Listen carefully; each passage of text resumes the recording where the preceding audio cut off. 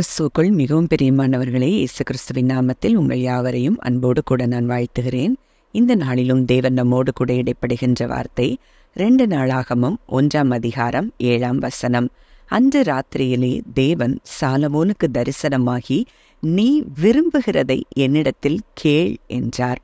ஆம், இந்த வார்த்தையின் மூலம் தேவன் இன்றைக்கு நம்ம ஒவ்வொருவரோடும் கூட இடைப்படுகிறார். இந்த காரியம் சொல்லப்பட்ட சூழ்நிலை, அங்கே சாலமோன் அங்கே தாவீதுக்கு பிறகு ராஜாவாக ஏற்படுத்தப்படுகிறார். அப்போ அங்கே சொப்பனத்திலே தேவன் அங்கே சாலமோனுக்கு அவர் தரிசனமாகி இந்த கேள்வியை கேட்கிறத பார்க்கிறோம். அப்போ இன்றைக்கு நம்ம ஒருத்தர்கிட்டையும் தேவன் கேட்கக்கூடிய காரியம், நீ விரும்புகிறதை என்னிடத்தில் கேள். அப்போ ஏன் தேவன் அதை சொல்றாரு? இன்னைக்கு ஒருவேளை நம்ம பிள்ளைகளுக்கு நம்ம பிள்ளைங்க நம்ம கிட்ட கேட்டு நம்ம ஏதாவது ஒரு பொருள் அவங்க ஆசைப்பட்டதை நம்ம கொடுக்கும்போது அந்த பிள்ளைகளை காட்டிலும் நமக்கு அது மிகப்பெரிய சந்தோஷமா இருக்கும். என் பிள்ளை கேட்டு நான் அதை கொடுத்துருக்கிறேன், அவர்களுடைய முகத்தை பார்க்கும்போது நமக்கு மிகுந்த சந்தோஷமா இருக்கும். அப்படித்தான் இன்றைக்கு நம்ம தேவனும் அவர்கிட்ட நம்ம கேட்டு பெற்றுக்கொள்கிறதை அவர் விரும்புகிற ஒரு தகப்பனாய் இருக்கிறார். நமக்கு நம்முடைய மன விருப்பங்கள் எல்லாவற்றையும் அவர் அறிந்திருக்கிறார், நினைவுகள் எல்லாவற்றையும் அறிந்திருக்கிறார். ஆனாலும் கூட அவர் கூட பேசி நம்ம கேட்கிறதை அவர் விரும்புகிற தேவனாய் இருக்கிறார் அப்படிங்கிறத நம்ம இந்த வார்த்தையின் மூலம் அறிந்து கொள்ளலாம். அதனாலதான் வேதத்தில் அடிக்கடியாய் அவர் சொல்லுகிற வார்த்தை, நாமத்தினாலே நீங்கள் எதை கேட்டாலும் நான் அதை செய்வேன், கேட்கிறவன் எவனும் பெற்றுக்கொள்கிறான், கேளுங்கள் தரப்படும். அப்போ இந்த கேட்கிறதை குறித்து வேதத்துல எத்தனை முறை நம்ம திரும்ப நம்ம பார்க்கிறதை நம்ம காண்கிறத நம்ம பார்க்கிறோம். அப்போ இன்றைக்கு தேவன் நம்மோடு கூட இடைப்படுகிற வார்த்தை, நீ விரும்புகிறதை என்னிடத்தில் கேள். அப்போ கேள்னு சொன்னவர் அந்த கேட்டுட்டு மட்டும் சும்மா போறவர் இல்லை. உலக பிரகாரமா தாய் தகப்பன்களாகிய நாமே நம்ம பிள்ளை கேட்டதை எப்படியாவது நம்ம வாங்கி கொடுக்கணும்னு ஆசைப்படும் போது அவர் சர்வ வல்லமையுள்ள தேவன், அன்புள்ள தகப்பன். அவர் நமக்கு சொன்னதை அவர் முடிக்காமல் இருக்கவே முடியாது. ஏன்னா அவரால் செய்ய முடியாத அதிசயமான காரியம் ஒன்றுமே கிடையாது. அதனாலதான் அடுத்து நம்ம தொடர்ந்து பார்க்கும்போது அந்த 2 நாளாகமம் 1, 10, 11, 12 பார்க்கும்போது அங்கே சாலமோன் கேட்கிற ஒரு காரியம், ஏராளமாயிருக்கிற அந்த ஜனத்தை நியாயம் விசாரிக்கும்படி எனக்கு என்ன வேணும்? ஞானம் வேணும் அப்படின்னு சொல்லி அவர் கேட்கிறாரு.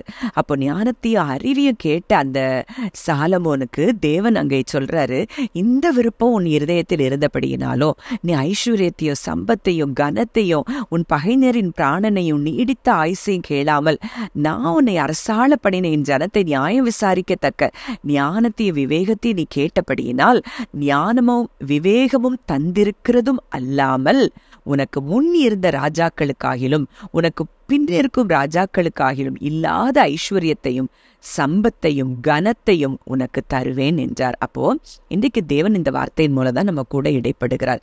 அப்போ அவர் கேட்டது ஞானமும் அறிவும் தான். ஆனா போனஸா அங்க என்ன கிடைக்குது? மிகப்பெரிய ஒரு ஐஸ்வர்யவானாய் அங்கே சாலமோன் மாற்றப்படுகிறதை நம்ம பார்க்கிறோம். இதுதான் தகப்பனுடைய இருதயம். நம்ம கேட்கறது மாத்திரம், கேட்கிறதற்கும் மேலானதை தருகிற நல்ல தேவனாய் அவர் இருக்கிறார். ஒருவேளை இன்றைக்கு நீங்க உங்களுக்காக உங்க பிள்ளைகளுக்காக நீங்க எனக்கு ஞானம் வேணுமே, பிள்ளைங்களுடைய எதிர்காலம் நல்லா இருக்கிறதுக்கு அவங்களுக்கு ஞானம் உள்ளவங்களா இருந்தா நல்லா இருப்பாங்களே அப்படின்னு சொல்லலாம் நீங்க நினைக்கலாம், விருப்பப்படலாம்.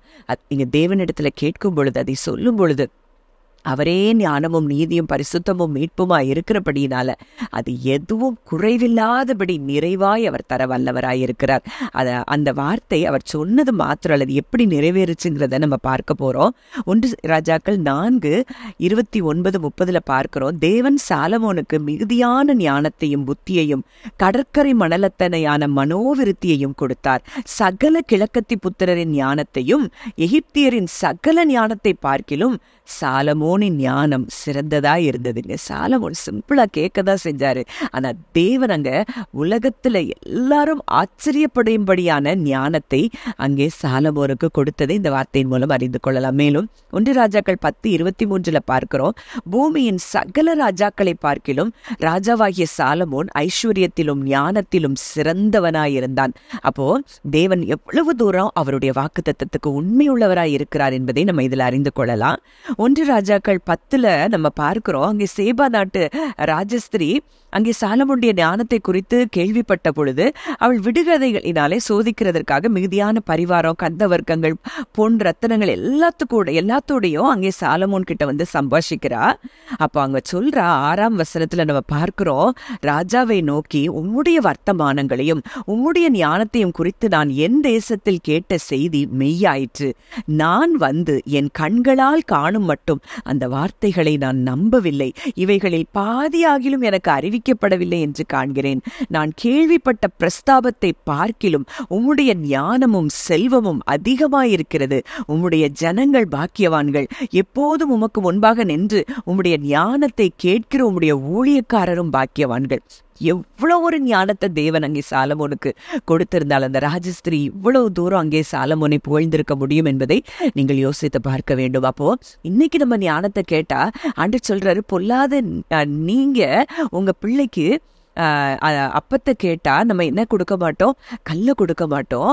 மீனை கேட்டா பாம்பை கொடுக்க மாட்டோம். அப்ப அவர்கிட்ட நம்ம ஞானம் கேட்டா அவர் எப்படி கொடுக்கிறாரா? சாலமோனுடைய ஞானத்தை பார்த்து அவள் ஆச்சரியப்பட்டதும் அல்லாம உங்க ஞானத்தை பார்த்துட்டே இருக்கிற ஜனங்கள் பாக்கியவான்கள் அப்படின்னு சொல்றத நம்ம பார்க்கிறோம். அப்ப எவ்வளவு ஞானம் நம்ம ஒருவேளை இந்த சாதாரணமா எடுத்திருக்கிறோம். அங்க சாலமோனுடைய ஞானத்தை அவ்வளோ தூரம் அங்க ராஜஸ்திரி சொன்னானே, எவ்வளவு பெரிய ஒரு ஞானமா அந்த சாலமோனுக்கு அந்த ஞானம் இருந்திருக்கணும். இன்றைக்கு அவரே ஞானமா இருக்கு. இன்னைக்கு சாலமோனுடைய ஞானம் நமக்கு கொடுக்கப்படல.